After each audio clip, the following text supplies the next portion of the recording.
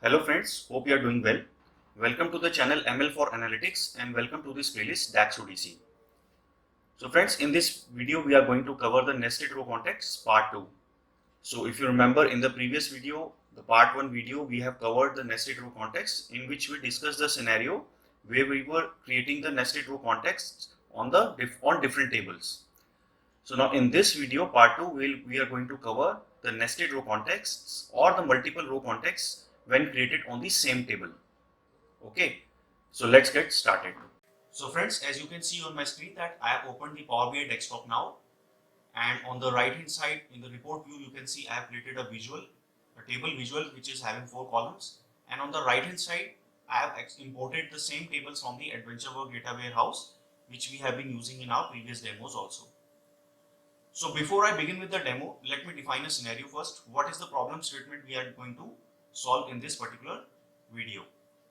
So basically, we are going to create or calculate the ranks for the products, different products in the DIM product table based on their list price.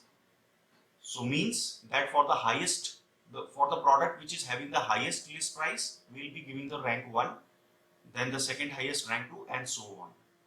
And we'll be doing this by using the calculated column. Okay. So let's switch to the data view. So here you can see that friends, this is the list price and I have sorted this particular column in the descending order. So this is the topmost value or the highest value in this particular table for the list price, that is 3578.27 rupees. So now let's, as you can see on the right hand side, I have already created few calculated columns. So I have created the ranking for you. So let me just show you the DAX code to create the calculated column to calculate the ranks. So let me just select the list price rank 1 calculated column. So let us see what I have done here. As you can see on the very first statement, I have created a variable in which I am taking the list price. So now friends, what this statement will do? So as we have already discussed in the previous videos also, in the row context especially, that whenever we create a calculated column, an implicit row context starts. Okay, so there is an implicit row context whenever we create a calculated column. So which will iterate over all the rows and will always give a cursor on the current row. Okay, so suppose you have created this particular calculated column, so it will start with the very first row in the table and it will return me the list price on that particular row, that is the current list price. Whenever the iteration is going on, it will return in whichever row it is iterating, it will return me the list price for that row. So then in the next statement what I am doing is I am returning. So let's start with the innermost command, that is the filter command. So what I am doing is I am using the DIM product table and I am filtering out those rows from the DIM product table which are having the list price greater than the current list price. So current list price is the price which is for the current row in which the iteration is going on, and then I am filtering out all the rows from the DIM product table which are having the list price which is greater than the current list price, and then I am counting the rows and then adding 1 and then returning. So why I am adding with 1? Basically, suppose think of a scenario where I am on the row which is having the highest list price for all the products. So in that case, there would be no row which is having the list price greater than the current list price because it itself is the highest list price. So then in that case, what would happen? It will return me the no rows. It will return me no rows. So then I am doing the count rows. So the count rows will be 0. So if I am not adding with +1, it will return me the rank as 0. So I have to add +1 to make the rank starting from 1. Okay, so that's why I've added 1.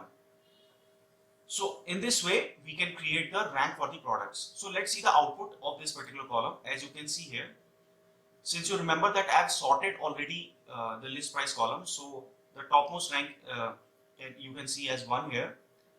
So there are the first 5 rows of this particular table are having the same values for the highest row, the highest list price. So that's why for the first 5 rows the rank is 1 because the highest price is the same for all these first 5 rows. Then for the sixth row, you can see that the rank is 6 instead of 2.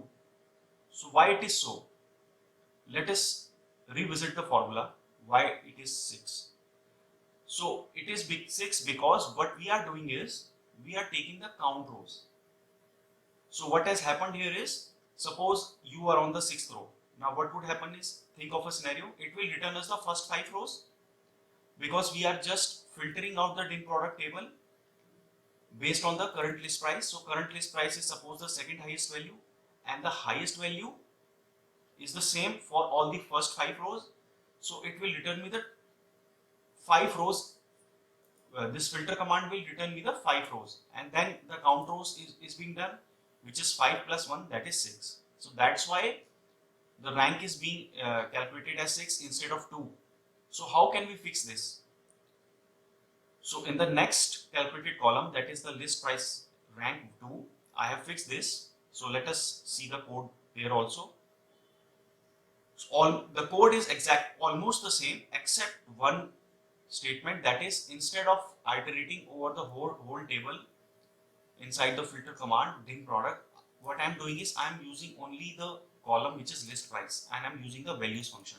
So what it will do is, we have already studied that values returns us the unique values in that particular row, or unique values in that particular column.